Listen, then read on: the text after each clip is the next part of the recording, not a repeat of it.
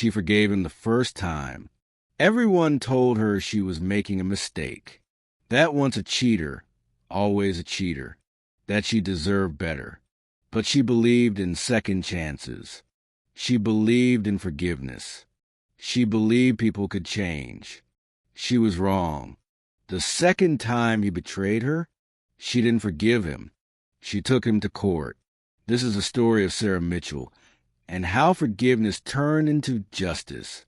Portland, Oregon, spring of 2023. Sarah Mitchell had everything figured out. At 31, she was a successful graphic designer with her own freelance business. She lived in a beautiful apartment in the Pearl District, and she was in love.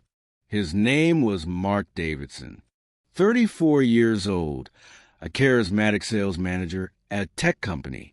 He had this magnetic personality that drew people in, confident, ambitious, always the life of the party. They'd been together for 3 years, living together for 1. Sarah's best friend, Jessica, had introduced him at a company mixer. "You two are perfect for each other," Jessica had said. And for a while, it seemed like she was right. Mark was attentive, romantic. He remembered the little things. Her favorite flowers, the way she liked her coffee, the exact spot behind her ear that made her laugh when he kissed it. They talked about marriage, about buying a house together, about the future they were building. Sarah trusted him completely. That was her first mistake. It started with a text message Sarah wasn't supposed to see. She'd been using Mark's laptop to work on a client project when an iMessage notification popped up on the screen. "Last night was amazing. Can't wait to see you again." From someone named Ashley, with a heart emoji. Sarah's hands went cold. There had to be an explanation. Maybe it was a work thing. Maybe Ashley was a client. But when she opened the messages, her world shattered. Weeks of flirty texts. Plans to meet up. Photos she definitely wasn't supposed to see. Mark had been cheating on her for 2 months. When he came home that night, Sarah confronted him. She'd printed out the messages, highlighted the worst ones. She was shaking with anger and hurt. Mark didn't deny it. Instead, he cried. He fell apart right there in their living room. Told her it was a horrible mistake. That Ashley meant nothing. That he'd been stressed at work and made terrible choices. That he'd already ended it. That Sarah was the love of his life, and he couldn't lose her. "Please," he begged, "give me another chance. I'll do anything. Therapy, couples counseling, whatever it takes. I can't lose you." Jessica told Sarah to leave him immediately. "He cheated, Sarah. That's it. Game over. You deserve so much better." But Sarah loved him, and despite everything, she believed in redemption, in second chances, in the power of forgiveness. She made him a list of conditions. Individual therapy for him.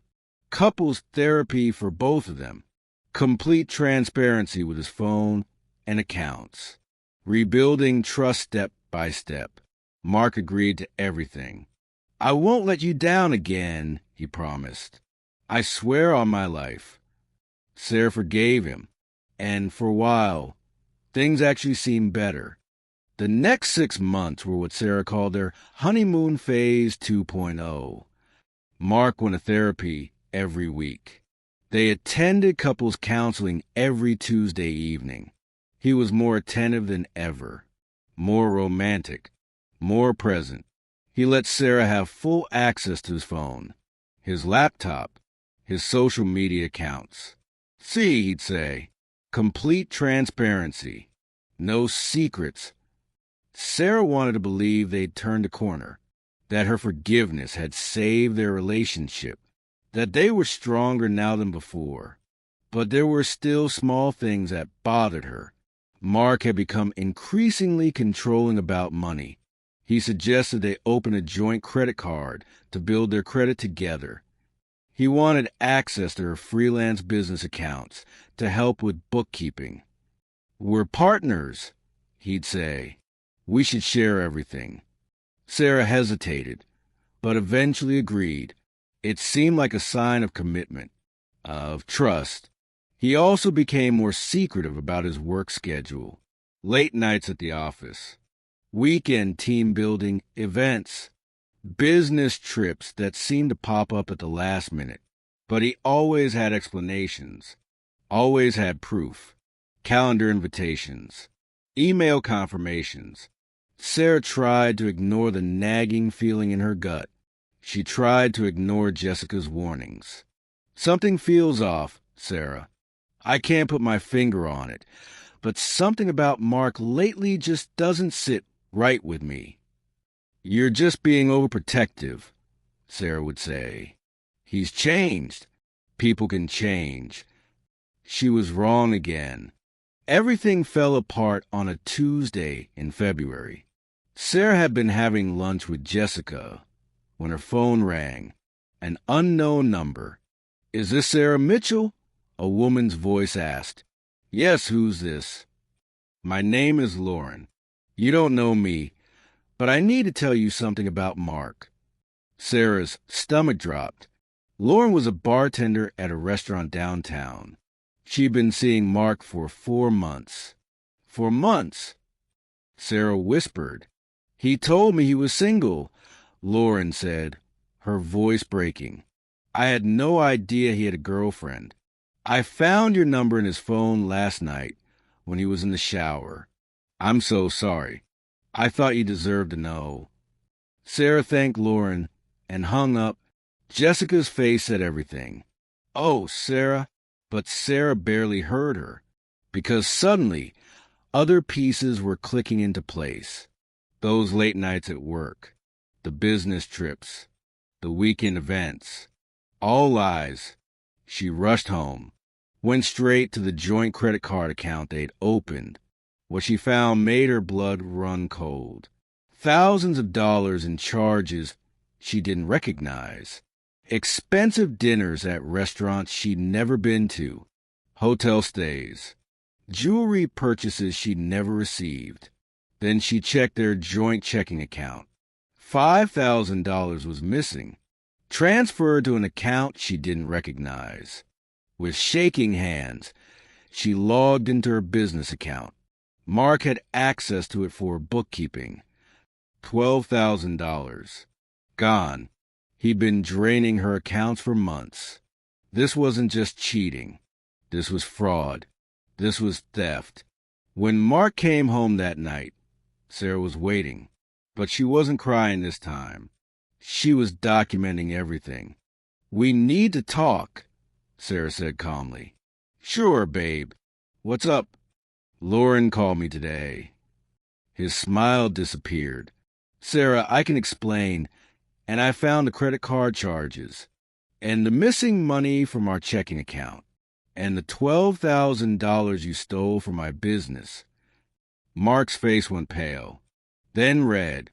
Then he started with the excuses. It was a misunderstanding. He was planning to pay it back. He'd made some bad investments. He was stressed. He needed help. But Sarah wasn't listening.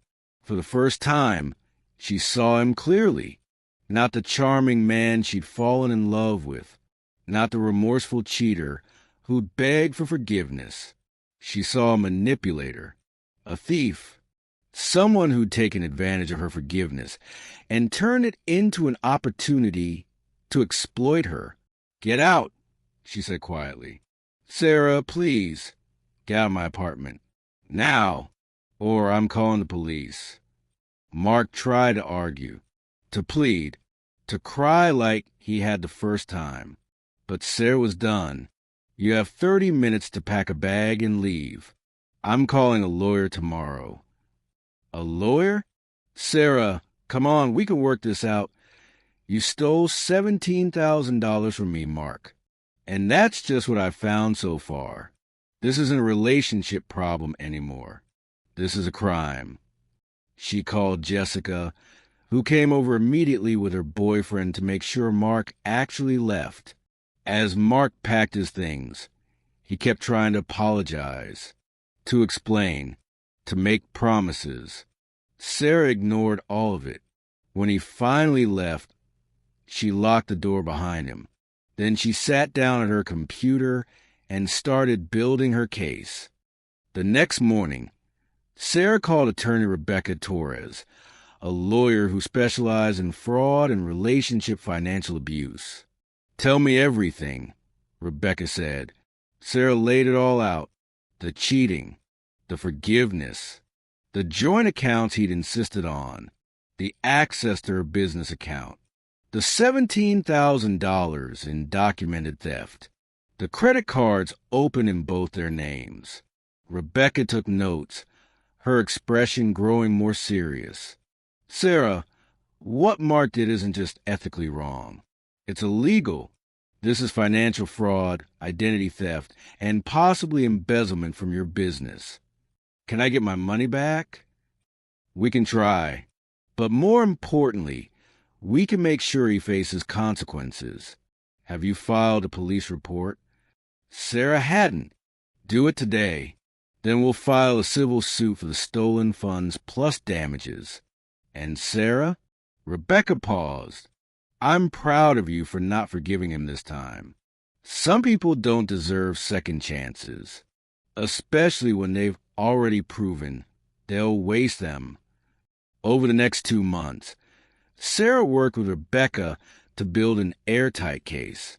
She gathered every bank statement, every credit card charge, every text message, every email. She tracked down Ashley, the first woman Mark had cheated with. Ashley was willing to testify about Mark's lies and manipulation.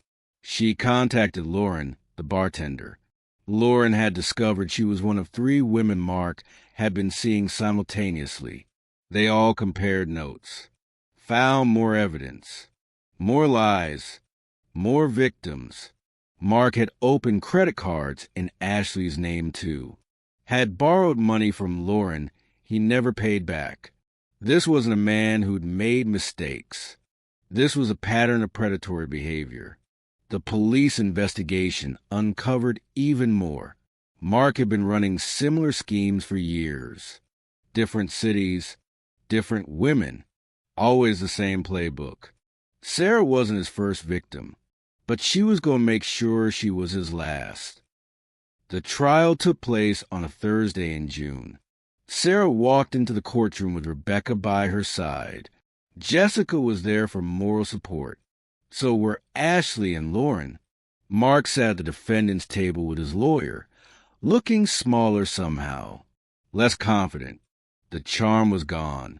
Judge Patricia Monroe presided, a no-nonsense woman with 30 years of experience. Rebecca presented the evidence methodically: bank statements, credit card records, text messages, testimony from all 3 women. Mark's lawyer tried to argue that these were relationship disputes, not criminal matters, that the money transfers were loans, that Mark had intended to pay everything back. But the evidence was overwhelming. The prosecutor added criminal charges: identity theft, fraud, embezzlement. When it was Sarah's turn to testify, she spoke clearly and calmly. "I forgave him the first time he betrayed me because I believed in second chances. I believed people could change. He used that forgiveness as an opportunity to steal from me, to manipulate me, and to victimize other women. He didn't change. He got worse. And I want to make sure he can't do this to anyone else." Mark's lawyer put him on the stand. It was a mistake. Under cross-examination, he contradicted himself, made excuses, blamed the women for not understanding his intentions. He even tried to claim Sarah had given him permission to use her business account. Rebecca destroyed that argument with Sarah's original business account documentation, showing Mark had forged authorization. The trial lasted 3 days. The jury deliberated for 4 hours. Guilty on all counts. Judge Monroe sentenced Mark to 18 months in prison for fraud and identity theft. He was ordered to pay full restitution to Sarah, Ashley, and Lauren, plus damages, plus legal fees. He was also placed on a financial crimes registry that would follow him for years. But for Sarah, the most important moment came after the sentencing. Judge Monroe looked directly at her. "Ms. Mitchell, I want to commend you for your courage. Many victims of financial abuse never come forward. They're too embarrassed, too afraid, too convinced they somehow deserve what happened to them. You not only came forward, but you built a case that will protect other women from becoming his victims. That takes extraordinary strength." Sarah nodded, tears finally coming. Outside the courtroom, she, Ashley, and Lauren stood together. "Thank you," Ashley said, "for doing what I was too scared to do." "We did it together," Sarah replied. Lauren agreed. "He would have kept doing this forever if you hadn't stopped him." Jessica hugged Sarah tight. "I'm so proud of you. You chose yourself this time." "I learned something," Sarah said. "Forgiveness is beautiful, but it's not unlimited. And some people will take your forgiveness and use it as a weapon against you. The first time, I forgave him because I believed in love and redemption. The second time, I chose justice because I believed in myself." Would you have forgiven him the first time? Would you have given that second chance?